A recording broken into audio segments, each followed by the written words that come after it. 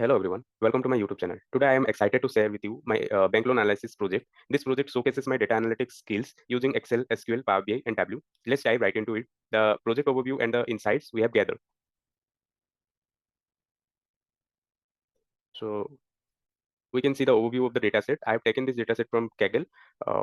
Two Excel files were given. That is the Finance 1 and Finance 2 dataset. And the data types are Excel, and the data size is more than 40,000 records. Let me move to the Excel files to show the real dataset. So yeah, we start with two datasets containing various columns related to the loan details, employment, verification status, and financial metrics. After merging these datasets, I created a comprehensive datasets. That is a master dataset for the dashboard, incorporating all relevant data and calculated columns. Let me show you the Finance 1 dataset and Finance 2 dataset. Actually, in Finance 1 datasets, there is the details of the borrower, whereas in Finance 2 datasets, there is a detail of credit history and financial status of the borrower. Almost 50 columns are there in total. I have reduced some columns in my final working sheet. Let me show you that. Yeah, I have reduced some columns, and I've calculated some columns also for the dashboard. Like, let me show you. Yes, these are the last 2 to 3 columns I have calculated for the dashboard. And I'll show you my Excel dashboard. This is my final dashboard. This is how it looks. And the same dashboard I have created in Power BI and Tableau, and the analysis is also have been done in SQL. Let me show you the Power BI dashboard.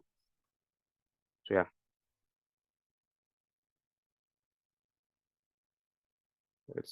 now let's move to the KPI one.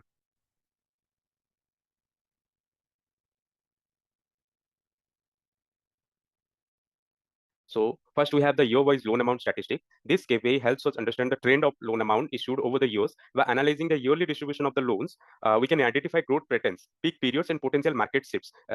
We can see here there is a gradual growth in the sum of the loan amount. That shows that actually the bank is in a good condition, that it shows the growth of the trend line. I have used the total loan amount by year, a bar chart, and a trend line for the quarters. We can see the quarters, and the toolkit showing the sum of the loan amount in each quarters. And here I have used 3 cards, that is the total funded amount, total loan amount, and here is yours increased loan amount. So here we can use cards in Power BI. This is a dynamic dashboard, so we can show what we want to show. Here I have used a your slicer also, and the most important is the Gauss chart. What actually a Gauss chart is? Here we can show our target. It's being shown here that the 1600 is the target, but we have already crossed the target. Like we have got the 40K. We have already crossed the target. That means we are doing good. So yeah, moving to the KPI 2, grade and subgrade with revolve balance. Next, we have the grade and subgrade wise revolving balance. That this KPI examines the distribution of revolving balance based on loan grades and subgrades. It provides insights into how different loan segments are performing in terms of outstanding balance. We can see the grades here. That is the A, B, C, D, E, F grades, and in each grade there are 5 subgrades also. Let me just show you.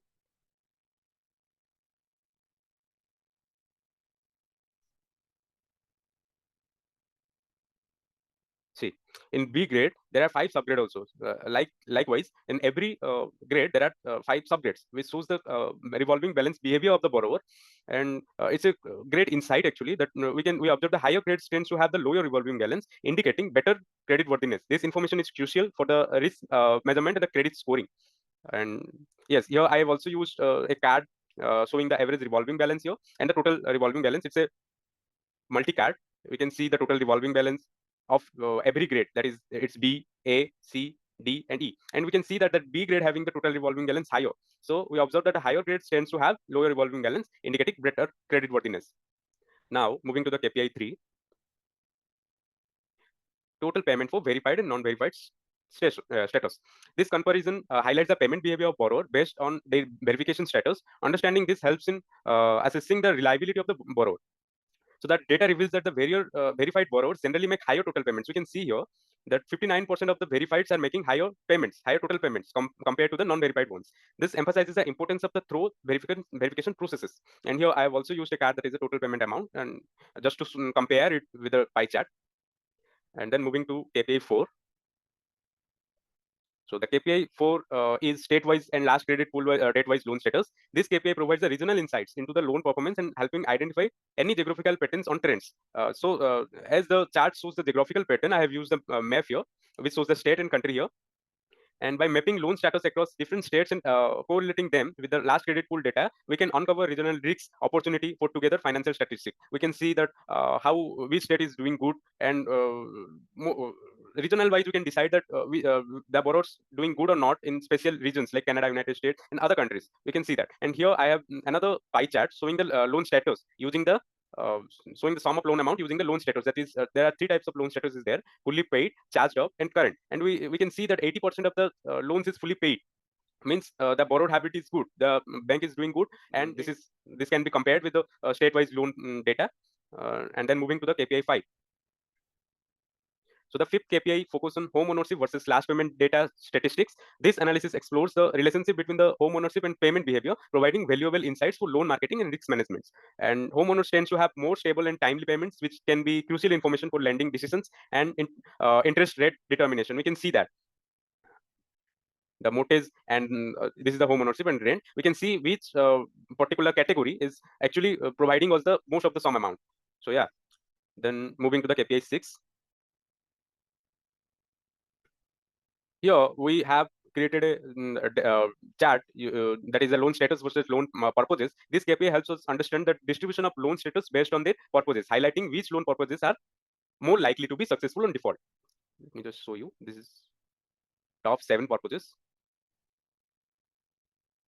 So yeah, we can see that which performance is doing good. Here we have the performance categories like car, then data consideration, home improvement, major purposes, other purposes, small business. We can see the purposes here, and according to the purposes, we can see how the loan status is doing good or not. So yeah, this is the KPI 7, and the last KPI is KPI 7. Here we have the charged off loan status and the recoveries. So this KPI focus on the recovery rates of charged off loans, providing insights into the bank's ability to recover bad debts. We can see that here. This analysis shows that while a portion of the charged off loans can be recovered, the recovery rates vary across different grades. This insights is essential for improving recovery process and minimizing issues. And I have used a question and answer AI chat here. See, this is showing the recoveries is more likely to increase when sum of loan amount is more than this. And we can also show the values only like this. So if we get the decreased trend, we can also get that. See, this key influencer can be helpful while discussing or analyzing the data set. And then moving to the dashboard. We have tried every possible way to make the dashboard dynamic. And here we have added a link to directly go to the bank website. Let me show you.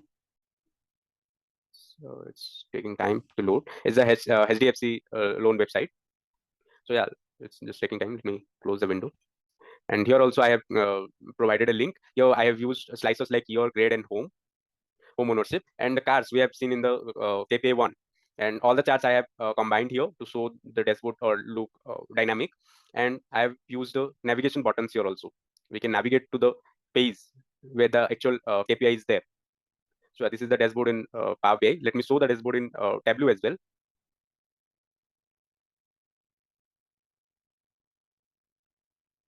Let me just close the Power BI window.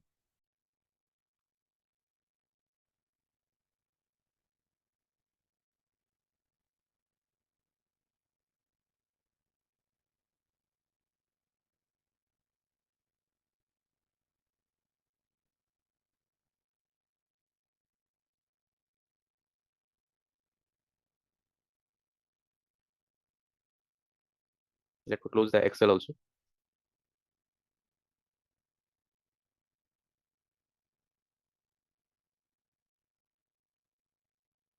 It's loading. So yeah, we can see the Power BI dashboard on the bank loan analysis dashboard. It's the same dashboard in the same KPI, but just I have. So yeah, moving to the SQL workbench. It's not connected now, but just let me show you the formulas. So as this is a group projects, the SQL part is done by someone other of my team member. So this is a sum of loan amount. If you can remember, this is the KPI 1, where we have calculated sum of loan amount according to the years or based on the years. Here I have grouped by the years to show the results. And likewise, there are revolving balance, the KPI 2, revolving balance by grade and subgrade, the verification status. Like all the 7 KPIs, I have calculated in SQL using SQL formulas and SQL queries. Now moving to the PPT. Let's just move to the insight directly. So yeah, moving to the insights. We have already seen the insights according to the KPI 1, KPI 2, KPI 3 in the dashboard itself. But here I have summarized the insight where actually we can see the conclusion or the concluded insights that the KPI 1, there is an exponential increase in the trend line. And we have created all the dashboards in Power BI. We created interactive visuals that allows us to drill down into the data. We saw that the dynamic nature of the Power BI helps in exploring year-wise loan amount and everything, the other KPIs too. Finally, in Tableau, I built dashboards to present these insights in a visually appealing and interactive manner. Tableau's powerful visualization capability make it an excellent tool for data storytelling. Yeah. Just move to the recommendation. This is the recommendation and limitation of the dataset. That's a wrap up for my bank loan analysis projects. I hope you found these insights and visualization useful. If you have any questions and suggestions, feel free to leave a comment below. Don't forget to like, share, and subscribe to my channel for my data analytics context. Thank you for watching.